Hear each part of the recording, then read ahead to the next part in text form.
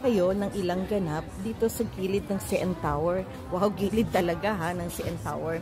Okay, so may inatinan akong event dito. Syempre, ayan, kita nyo, di ba? Uy, buti na lang itong mga to. Nag-ask ako ng permission kung okay lang ba silang kunan ng video at then ng picture.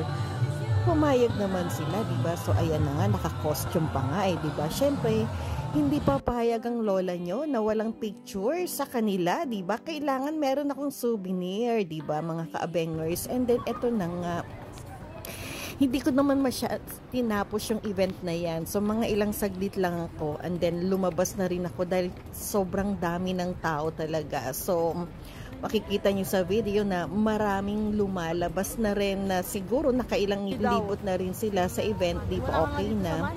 And then nakalala ko nga pala si Rufa ay nag-aantay sa akin, so hindi ako kailangan mag-antay or mag-stay sa loob ng matagal, di ba? So dumating na nga si Rufa and then eto, yan yung mga namimigay ng mga free snacks, di ba? So syempre nagbibigay na nga, di ba? Tinanggap namin dahil gutom na rin kami kahit papaano, kaya oy, masarap din ha yung binigay nila, kaya thank you guys.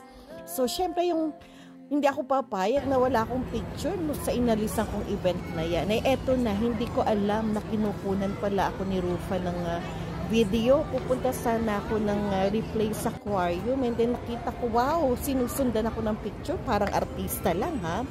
So, ang ginawa ko ay, nakakunyari, ginulat ko siya. Oh my God. Pati yung boses ko, ang bagal, diba? So, ayan na nga. And then, tuwan-tuwa lang. Bigla pa naman, gulat, kunyari na naman again, diba? So, my God, ayan, sobrang saya lang, diba? And then, picture na naman. And then, sabi nga sa akin ni Rufa, Mami, diyan ka lang, kukunan kita. So, nagbigay siya ng instruction sa akin.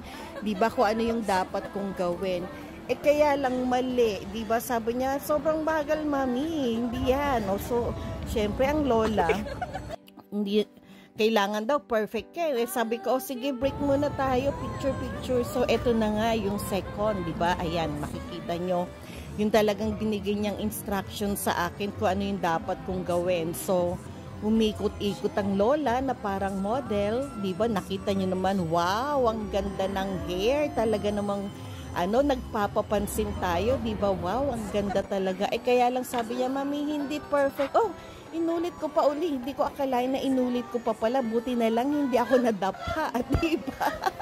So, ayan, sobrang tuwa. Kaya lang sabi ni Rufa, Mami, hindi pa perfect. Ulitin mo yan, di ba? So, ayan, gulat ako, my God. So, syempre, sabi ko picture and then sabi nga niya, sige tayong dalawa muna, Mami, kunan kita tayong dalawa. Hindi ko naman akalain na hindi niya ako sinama sa screen, siya lang pala. Ito ako parang lang na sumusunod sa kanya, nakita ko yun. Kaya sabi ko, ay tawanan na lang ang ginawa namin, di ba? And then sabi ko, picture ulit. Ay, eto na pala yung talagang perfect na yan. Talaga naman nakikita niya na sa akin yung talagang gustong-gusto niyang pagkuha ng video, di ba? Kaya lang, my God, tignan niyo naman, guys, kung ano nangyari, di ba? Meron humarang. So, palpak na naman. So, parang break na yan. Si Rufa, sabi ko, sige, na lang, ikaw na lang muna. So, ayan na nga ang ginawa niya, diba? So, bahala siya kung paano siya ang ginawa niya. And then, syempre, kailangan natin i-slow mo, diba? Para kitang-kita yung paghawi ng kanyang buhok. Tuwan-tuwa siya. Kita mo naman, talaga namang sobrang tuwa niya. Inulit pa uli, diba?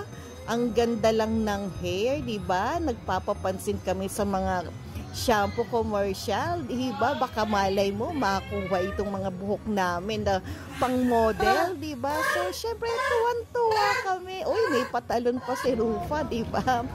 So, ayun na nga. And then, ito na, sana ito yung final na, diba? O yan, dahan-dahan. And then, wow, slow mo again.